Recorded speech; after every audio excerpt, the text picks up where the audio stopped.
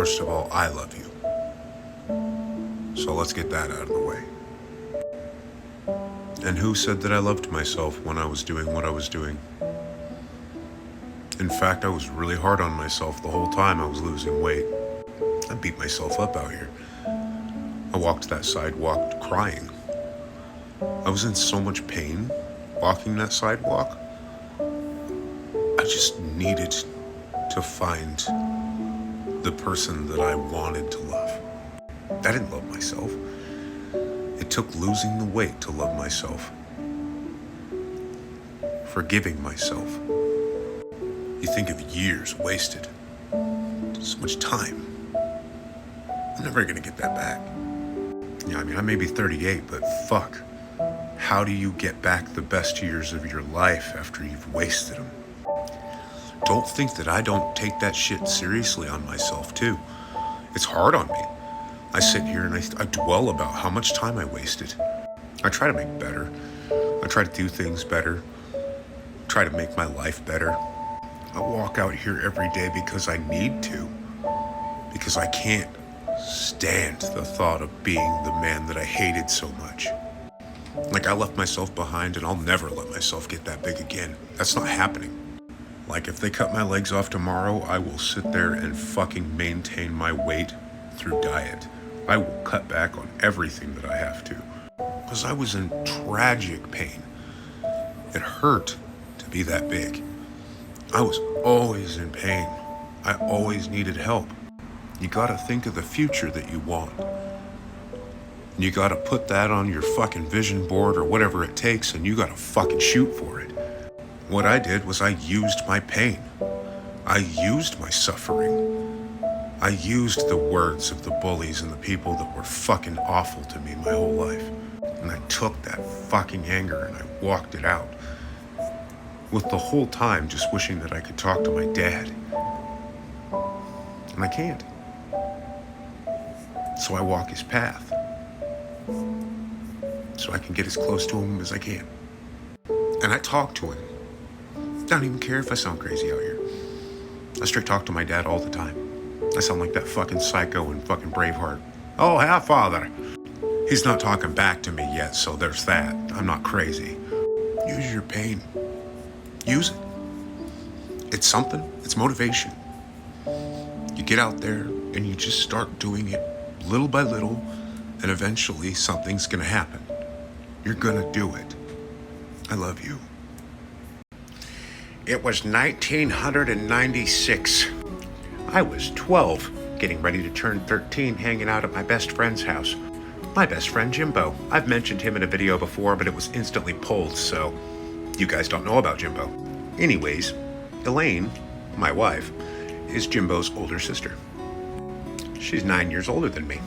Not much difference, really. Not to me, anyways. When I was 12, getting ready to turn 13, she was married. So we weren't together at that time because that would be illegal.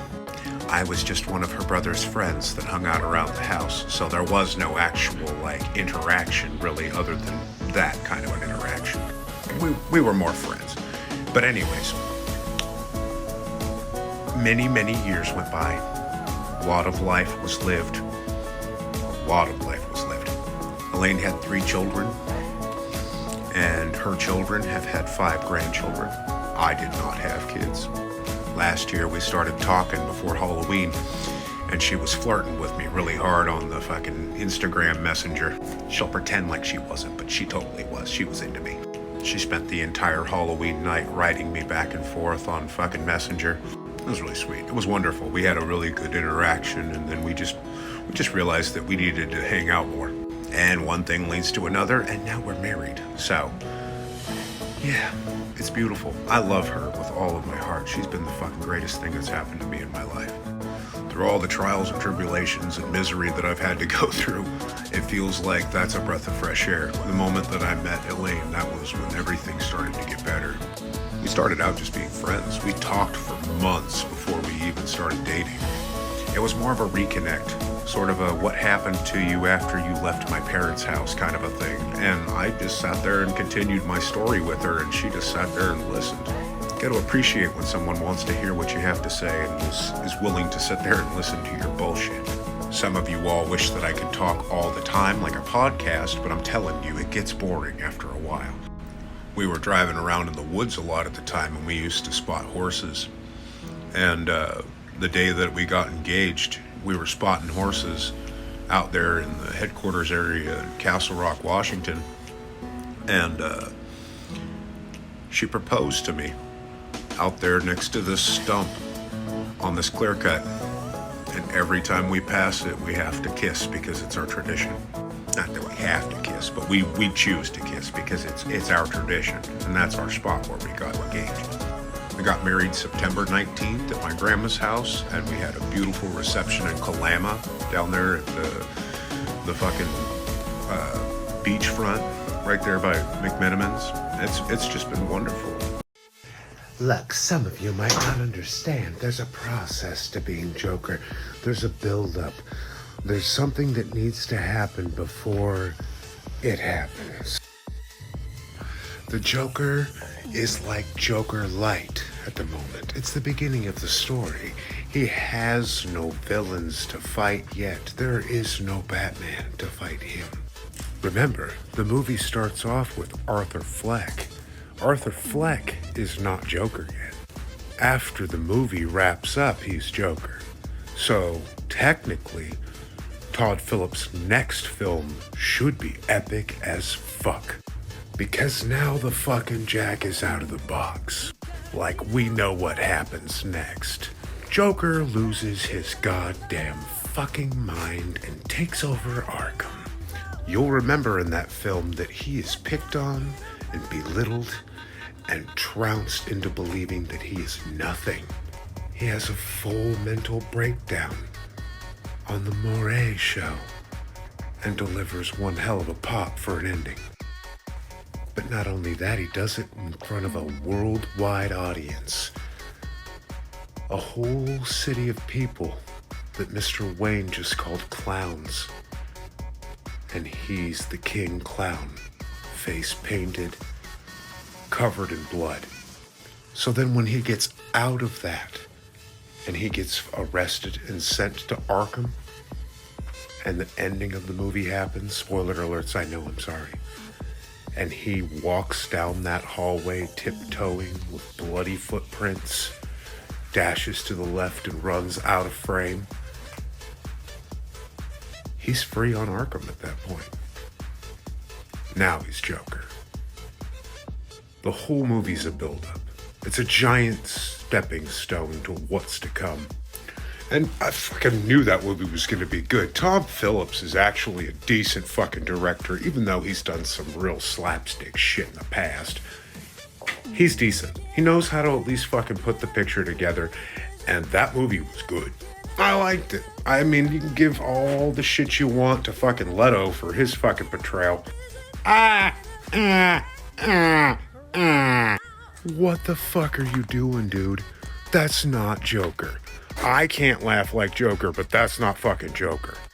Like, I'm convinced that Todd Phillips picked Joaquin Phoenix because he saw him on the Tonight Show or the Letterman Show or some shit and thought, this dude is batshit. But that aside, has anybody checked on Joaquin Phoenix lately?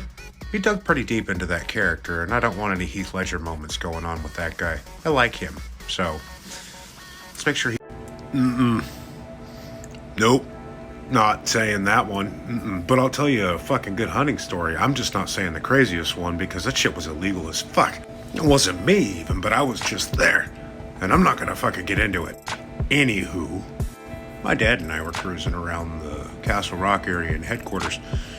And we've been driving around for a long fucking time. It was elk season. And we had been in his 94 Silverado, staying warm. It's raining like a fucking cow pissing on a flat rock.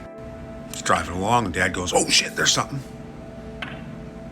He slams the brakes on and he fucking expects me to jump out of the truck and go back and go check out what it was. I'm big. I'm 550 pounds at the time probably. I wasn't even at my peak. I walk back up the road. I go walking down over the fucking side of the road. Down into the brush. I go over this fucking log that's laid down over the side. And I'm just moseying into this little opening, and there's a goddamn horse. It's a fucking wild horse. Now, sure, horses are beautiful, majestic, so pretty. Not a wild horse. If you've been that close to a wild horse, you understand how fucking angry they get. And I had walked into his little fucking breeding ground or whatever, and he had white snot foaming out of his nose like he was rabid. I took my 243 Mark II and aimed it politely at his forehead where there was this nice little white patch, and then I just slowly began to walk backwards as he started to charge me. Ran about fucking 14 feet from me and slammed the brakes on right when I was getting ready to put pressure on the trigger. Cause I wasn't gonna be Mr. Ed's fucking chew toy that day. Not that he would have bit me, but I don't want to know what his fucking plans were, cause I think the dude was gonna stomp me to death. He fucking charged back into the meadow and spun around and looked at me all statuesque and beautiful. I couldn't have even fucking drawn a picture of how gorgeous this horse looked in this position. I don't even think I could have taken a picture to represent how fucking incredible this fucking horse was. He's standing there full stallion. And you know what I mean. I started just peeling out over that log backwards, and I walked back up to the truck where my dad was laughing so hard I thought he was gonna fucking piss himself. Like my dad sat in the truck the entire time. He had a 300 Magnum on the seat. He just sat there the whole time and watched me laughing. I'm like, I know he loved me, but deep down sometimes I think he wanted to kill me. I mean, well, maybe. I don't know. I got no idea. My life is a blend of funny stories. This one time, my dad and I were going down hunting to Battleground Unit. We started heading out onto the road, and he wasn't feeling so good. It turns out he had gastroparesis too, but it was undiagnosed. He'd had his typical Hostess little raspberry donuts, the powdered ones, you know, with the fucking raspberry filling inside, and a few cups of coffee that morning, and we were on our way to the fucking Battleground Unit, driving down towards Kalama. We get halfway down there, and my dad starts joking about Jackie Gleason, one of his favorite actors of the time. And I used to like to do Jackie Gleason impressions for him because it made him laugh very hard. Oh, Wheedle Gray. When I get home, Junior, I'm punching your mama square in the mouth. Tick turd, possum specker. I thought you'd be a little bit taller. My dad's over on the passenger seat just chuckling. Tee-hee-hee, ha-ha-ha. The goddamn Germans have nothing to do with the matter. Shut up one shit at a time. Anyways, by the time I got finished doing these little bits, he was just laughing harder and harder until he was saying, so I pulled the car over to the side of the road so he could have a little vomit before we could go finish our hunt. And I'm fully expecting like, oh, hunt's over. Dad's sick. We're going home.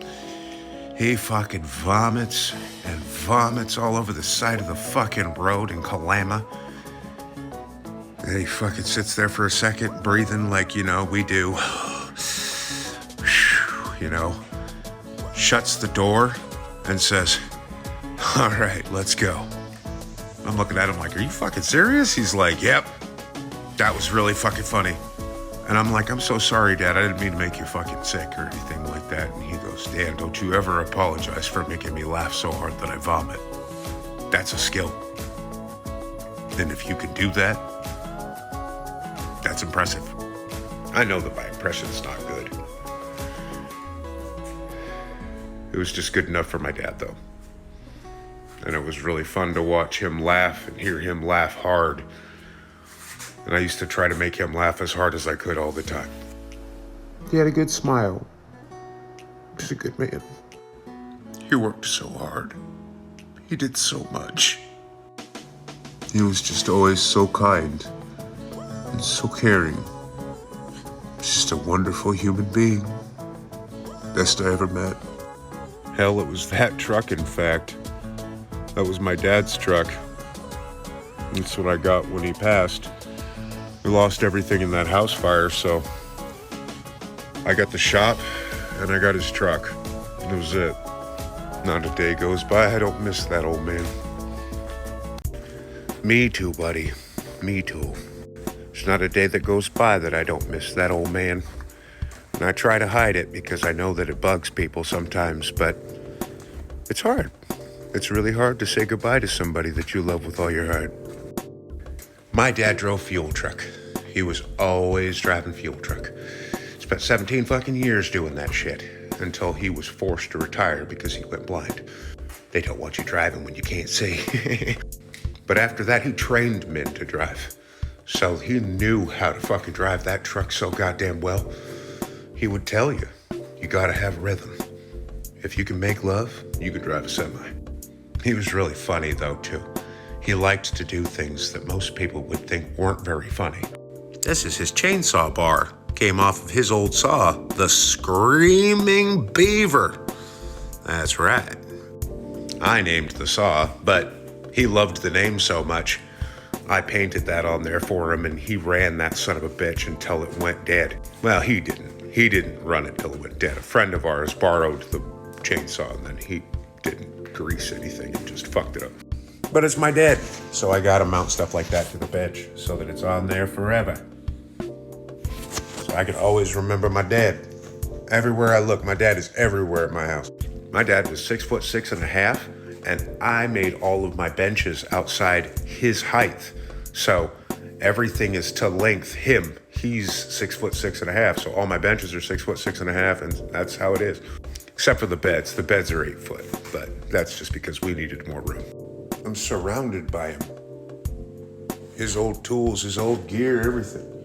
It's all here. It's just never ending. And it's amazing because you forget. You forget how much someone does until they're gone. That red shelf that used to be a bench that my dad used to sit on with me when I was a young man. And I made it into a shelf and built a gas memorabilia in his honor because that was what he did, was drove fuel truck, and he loved collecting all that stuff. And I don't get to have those moments anymore. If you got a dad out there and you love him and he loves you and he's been a good dad, give him a fucking hug. Because guess what? It isn't forever. It's just for now. I know you know what I'm talking about, but there's others that haven't felt it yet. Some days are easier than others. You just gotta know that I love you, and there are people out there that love you. So this one time we were in Bumpkin Hollow in Battleground. We were sitting there hunting. We walked into this really nice apple orchard because back in the day, when they planted the Roosevelt elk here, transplanted them, they planted apple trees to give them nutrition for an extra boost in their diet. This area that we were going to has a bunch of grandfathered apple trees, orchards, hundreds of them, all over this area, in fact. My dad decides he's gonna take me down there because he's gonna show me some shit, you know. We were just looking to plug a doe. I just wanted to fill the freezer. I didn't give a fuck. If it had horns, it didn't matter. You can't eat horns. And I don't really care about horns anyway, so it doesn't matter. So it's this giant meadow with apple trees in it, kind of a swampy marsh area. And my dad starts walking around the back side of the property and moves around all the way to the back side of this meadow. So he is straight across from me. And he jumped one. As he's walking back around this trail, this fucking doe jumps up and just starts fucking balls out sprinting across this meadow. I had a Remington 870 Express Magnum shotgun with a slug, and I just took aim and placed, I don't think I could do it again, one of the most perfect fucking shots, and hit her right in the boiler room.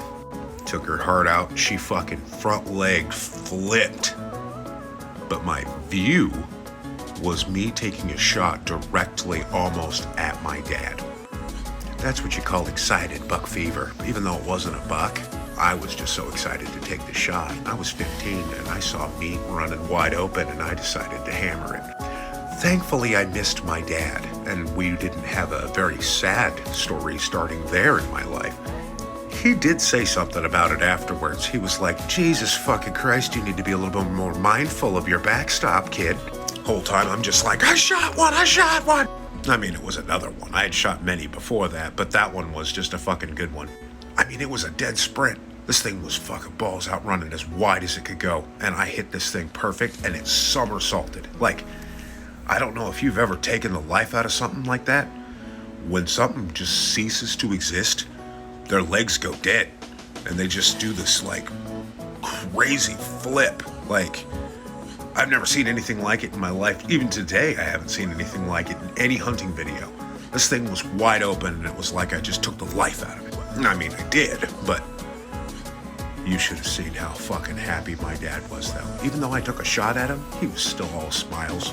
He said it was the most beautiful fur he'd ever seen on any animal as we were gutting it up.